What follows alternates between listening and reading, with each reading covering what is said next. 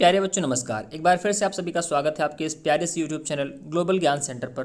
Friends, आज की इस वीडियो में हम लोग बात करने वाले हैं एमएससी के सेकंड सेमेस्टर के केमिस्ट्री के पेपर की, और ये पेपर आपका 2024-25 का है। अगर मैं आपको बताऊं कि एमएससी में सेकंड सेमेस्टर में आपको टोटल केमिस्ट्री में कितने पेपर देने होते हैं, तो बच्चों वो आपको टोटल देने होते हैं 7 पेपर। और 7 पेपर में से 2 पेपर आपका प्रैक्टिकल होता है और 5 पेपर आपका थ्योरेटिकल होता है। तो उसी में आज हम आपके लिए लेकर के आए हैं ये 7वां पेपर, जिसको एनालिटिकल केमिस्ट्री के नाम से भी जाना जाता है। अगर बच्चा बात करें इस पेपर के मार्क्स की, तो ये टोटल आपका 75 नंबर का पेपर होता है। 2 घंटे का आपको समय मिलता है, और ये टोटल आपका जो पेपर होता है वो 3 सेक्शन में डिवाइड हुआ होता है। सेक्शन ए, सेक्शन बी और सेक्शन सी। सेक्शन ए आपका 9 नंबर का होता है, सेक्शन बी आपका 36 नंबर का होता है, और सेक्शन सी आपका 30 नंबर का होता है। सेक्शन ए में आपको 3 क्वेश्चन करने होते हैं, सेक्शन बी में आपको 4 क्वेश्चन करने होते हैं, और सेक्शन सी में आपको महज 2 क्वेश्चन करने होते हैं। आइए हम आपको पेपर दिखाते हैं और पेपर में क्वेश्चंस कैसे पूछे जाते हैं उनके बारे में भी आपको बताते हैं। चलिए देखिए, सेक्शन ए की बात करें बच्चों, तो यहाँ पर आपके सामने सेक्शन ए दिख रहा होगा, और इस सेक्शन में आपको हर क्वेश्चन का जो जवाब लिखना है वो 50 वर्ड्स में लिखना है। 3-3 नंबर का क्वेश्चन होता है, और टोटल 5 क्वेश्चन दिए गए हैं, जिसमें से आपको केवल और केवल कितने क्वेश्चन करने होते हैं?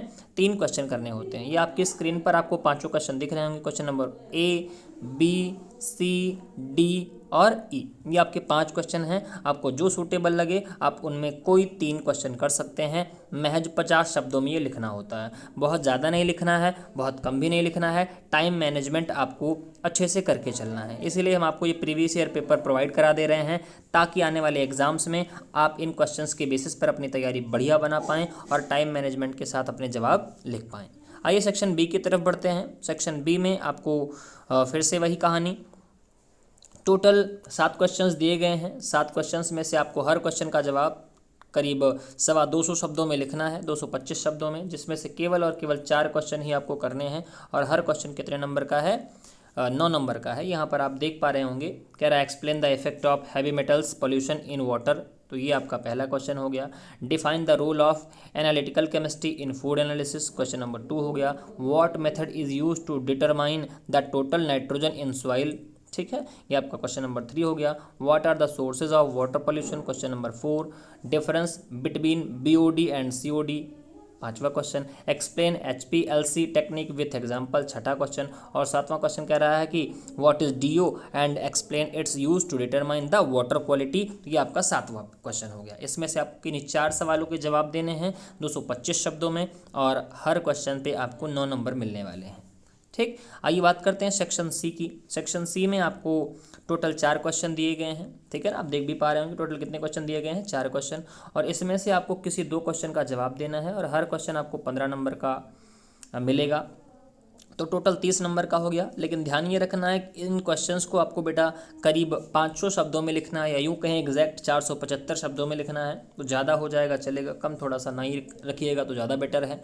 ठीक, तो बात करते हैं इसमें क्वेश्चंस की। तो क्वेश्चन आपकी स्क्रीन पर दिख रहा होगा, क्वेश्चन नंबर 1, 2, 3, 4। इन 4 क्वेश्चंस में से आपको किसी 2 सवाल का जवाब देना है बस, ठीक है ना। जैसे यहाँ पर लिखा हुआ difference between COD and BOD, ये इंपॉर्टेंट क्वेश्चन है, इसको आप ध्यान रखेंगे। देखिए आपसे पूछा गया है अति लघुत्तरी में भी, या फिर कह सकते हैं लघुत्तरी में, या दीर्घोत्तरी में भी पूछा गया, लॉन्ग आंसर में भी, शॉर्ट आंसर में भी। Define the parameters used for the analysis of soil, soil के एनालिसिस के जो पैरामीटर्स हैं उनके बारे में आपको लिखना है। Discuss the classification including nitrogen narcotics and dangerous drugs. तो क्लासिफिकेशन के बारे में बताना है, नार्कोटिक्स के बारे में और डेंजरस ड्रग्स के बारे में, उसका क्लासिफिकेशन आपको करना है। एक बात विशेष ध्यान रखेंगे, बड़े क्वेश्चन जब भी करिएगा बेटा, तो आप थोड़ा सा हेडिंग्स को बढ़िया तरीके से लिखिएगा। हेडिंग आप जितनी बढ़िया लिखेंगे, इंप्रेशन एग्जामिनर पर उतना बढ़िया बनेगा, और आपको नंबर्स मिलने के जो चांसेस हैं वो उतने ज़्यादा बढ़िया हो जाते हैं। तो आपको यूँ कहें कि भर भर के नंबर मिलते हैं, तो इन चीज़ों का थोड़ा सा आप ध्यान रखेंगे। ठीक, तो आई होप इन क्वेश्चंस को आपने नोट कर लिया होगा, और आप इन क्वेश्चंस के अकॉर्डिंग अपनी तैयारी को बेहतर बनाएंगे।